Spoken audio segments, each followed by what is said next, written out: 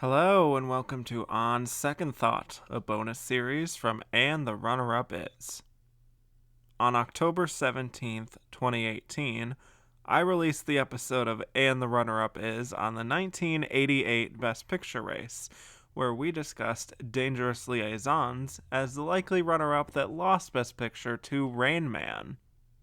But on second thought, what if the runner-up was really Mississippi Burning? We do not accept Jews because they reject Christ. We do not accept Papists because they bow to a Roman dictator. We do not accept Turks, Orientals, nor Negroes. We're not killers. That's the difference between them and us. That's the difference between them and you. Did you smile when the bulldozer ran over the black kid's body? We're here to protect Anglo-Saxon democracy and the American way. What's wrong with these people? 1964, when America was at war with itself. Hello and welcome back to On Second Thought, a bonus series from And the Runner-Up Is, where we discuss another Best Picture nominee that we did not cover on the main show. I'm Kevin Jacobson, and we are talking 1988. And so my main show, I talked about Dangerous Liaisons as the runner-up to Rain Man, but here we are positing whether it could have been Mississippi Burning. I will say I'm looking forward to our Oscar discussion there because to me this was one of those races where like Best Picture was pretty clear, but the runner-up was one of those ones where I had to really think about what to do for that. So excited for some different opinions on this one, and I welcome two great people who have been on this show multiple times. So my first guest you've heard talking There Will Be Blood at the films of 2007, Reds in the films of 1981, The Last Picture Show in the films of 1971, and The Treasure of the Sierra Madre in the films of 1948, plus some episodes of On Second Thought on Lincoln and Babel, plus a For My Consideration episode on shortcuts. Wow, you've been on a lot. Please welcome back my colleague from Gold Derby, Zach Laws. Hello, thank you for having me back again for the millionth time. Yes, you really are a mainstay at this point. I'm glad to be. My other guest has also been on quite a few times. You've heard him talking Born on the 4th of July in the films of 1989. So 1 year after what we're talking about today. The Defiant Ones in the films of 1958. Some episodes of On Second Thought about Get Out and Life is Beautiful. From Next Best Picture, Josh Parham. Hi, thank you so much for having me back. I'm always grateful to be here and talking to you. Yeah. I'm excited to have both of you on for a movie that people have different opinions about, and they had opinions back then, and they have opinions now. So let's jump right into Mississippi Burning. So it is a crime thriller based very, very, very loosely on a 1964 murder investigation of three men who were civil rights workers, James Chaney, Andrew Goodman, and Michael Schwerner, who were all involved with a campaign to get black Mississippi residents registered to vote. Two of them were Jewish, one was black.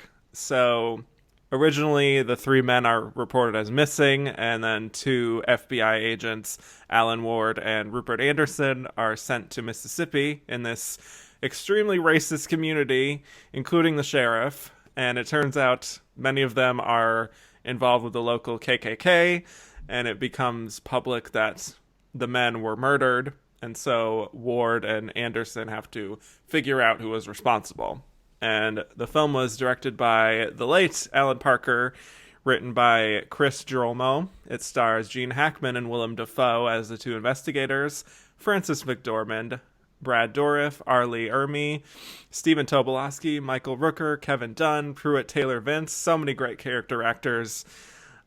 Mississippi Burning made $34 million at the U.S. box office. It was nominated for 7 Academy Awards, winning 1, but not Best Picture. So I think this is going to be an interesting discussion because there are different levels of discourse we could have about this, and hopefully we can talk about all of them. Let's start with Zach. Okay. Offline, I know that you've expressed that you're a big Alan Parker fan. So what are your general thoughts on Mississippi Burning? Well, it's interesting because I am a big Alan Parker fan, and especially that that period between his 2 Oscar nominations. So, Midnight Express and Mississippi Burning, and the decade of Fame and The Wall and Shoot the Moon and Birdie and Angel Heart, where he made one after another these very stylish but also very intelligent genre films. And I think that's the best way to look at this movie, and in terms of calling it a successful film, because I've seen this movie many times in my life. First off, when I was a teenager and getting into movies and, doing my due diligence about catching up on films that were both big Oscar contenders and also made by major directors whose work I was studying. The film played very effectively for me then. And I think it was also a factor of where I'm from, because I'm from the South. I'm not from Mississippi, I'm from North Carolina, and I spent the first 22 years of my life there before moving to Los Angeles. And, when you're from the South, you have a certain relationship with the subject matter of this movie, right?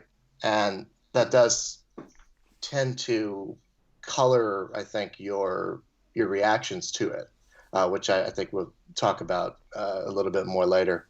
When I watched it again this time to prepare, I more noticed the flaws that a lot of people point out, and I tend to agree with them.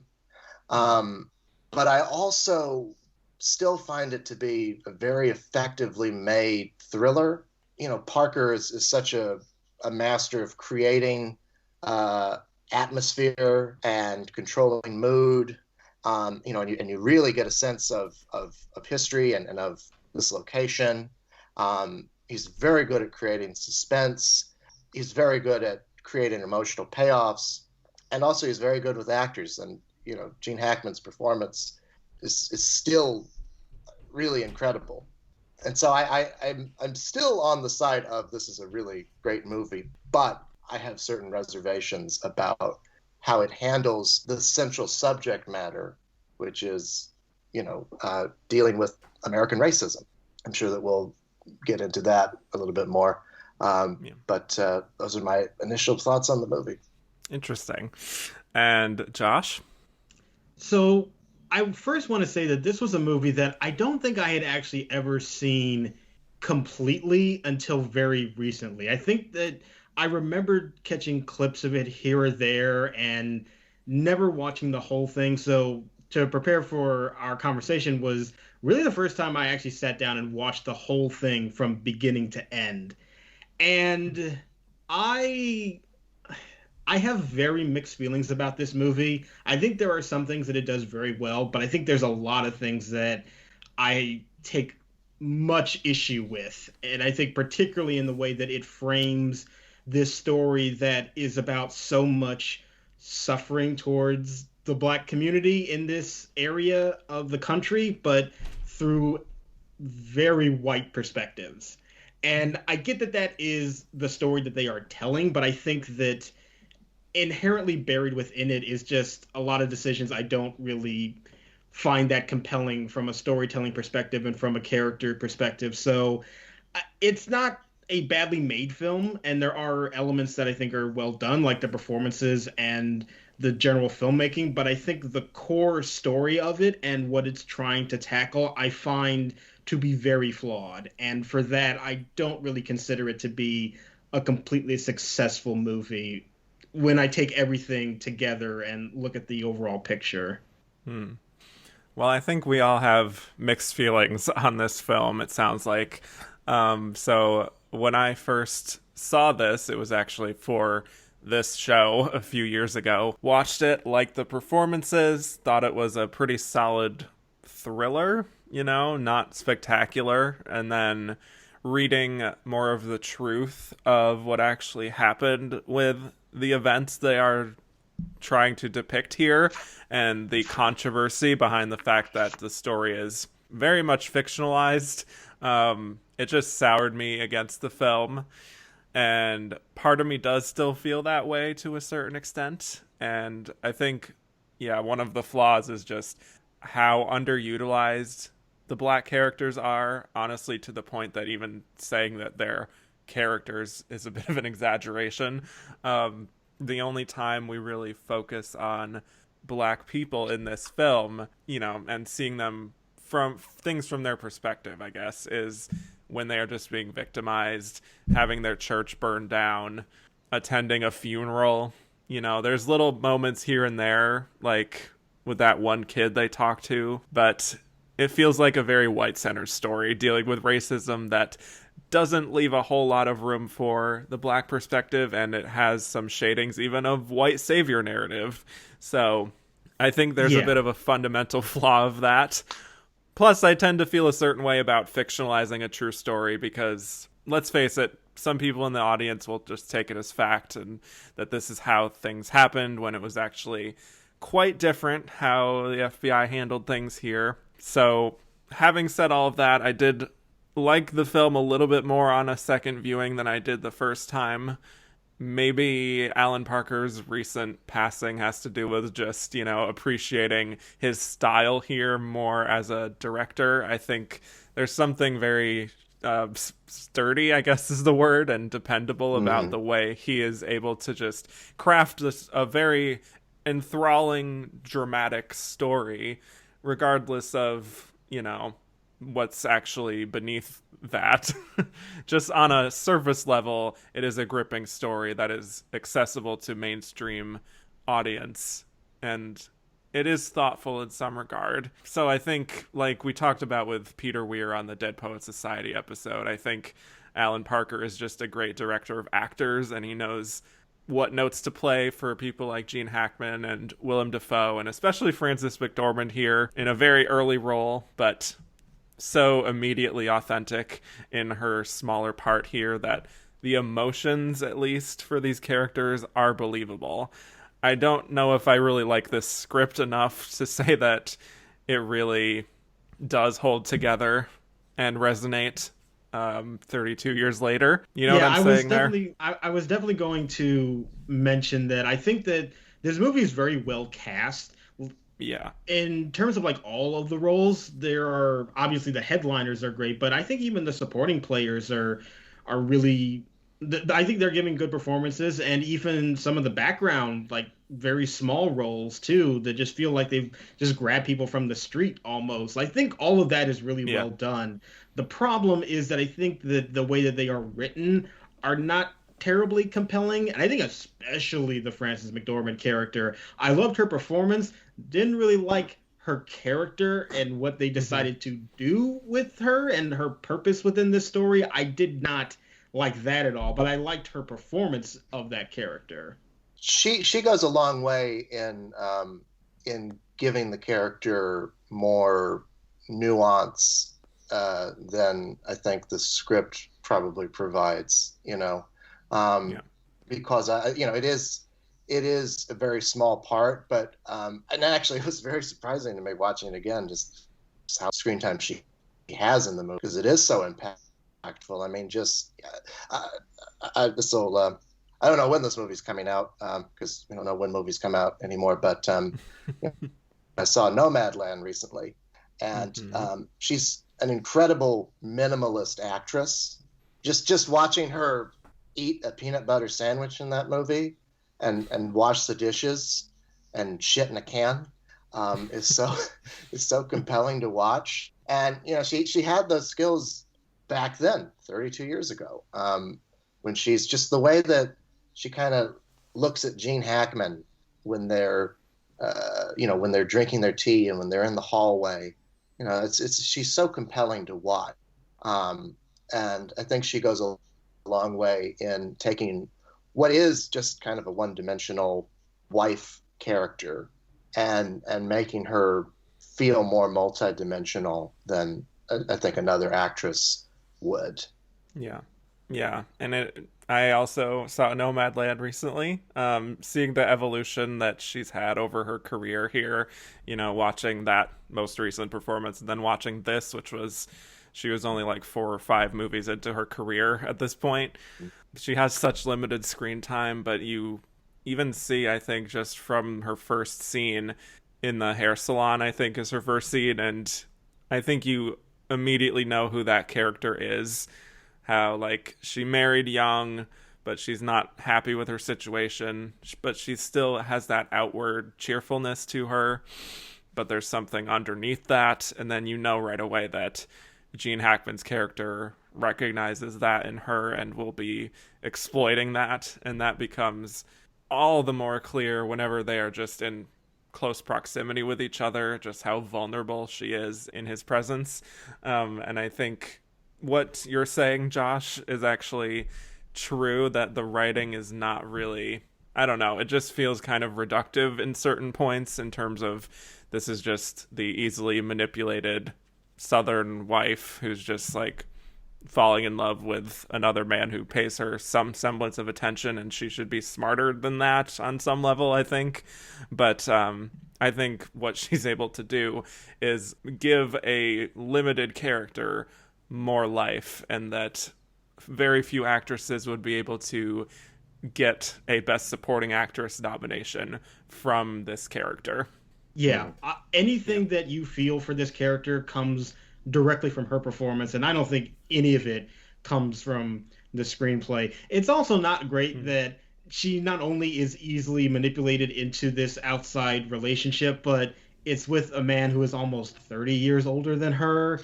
Like, Yeah. That's not great either. I mean, like, I like Gene Hackman as an actor. I think he gives a good performance, and they have some nice chemistry with each other, but nothing to really justify, I think, that development within their characters. And it just ends up being another flaw of the screenplay that the performances are doing a lot to compensate for, but you can never fully forget those deficiencies either.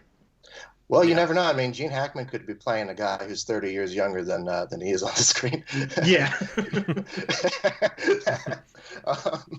But yeah, I think we keep talking about the script, and I think it's very telling that the one major nomination this movie didn't get was in screenplay. And even back then, it seems people had some criticisms of how this script was written, and I do think that any problems that we're talking about in regards to this movie comes from that.